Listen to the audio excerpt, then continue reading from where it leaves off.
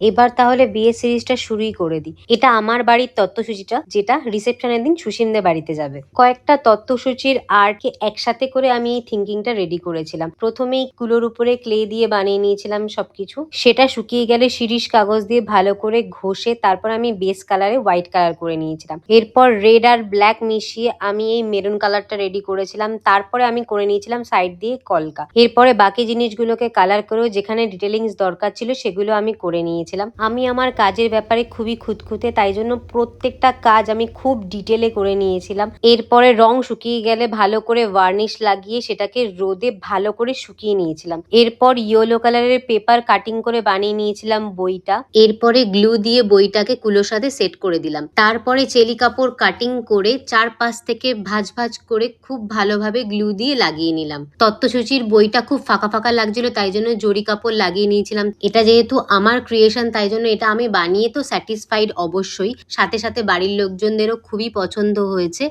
কমেন্টে অবশ্যই জানিও তোমাদের এই তত্ত্বসূচিটা কেমন লেগেছে। এখনো তোমাদের আরো অনেক আইটেম দেখানোর আছে, যেরকম পিঁড়ি, বরণকুলো, আইবুড়ো ভাতের থালা, গায়ে হলুদের ট্রে, ঘট ইত্যাদি। যদি কোনো জিনিসের ইনফরমেশন লাগে তবে অবশ্যই কমেন্টে জানিও। চলো টাটা।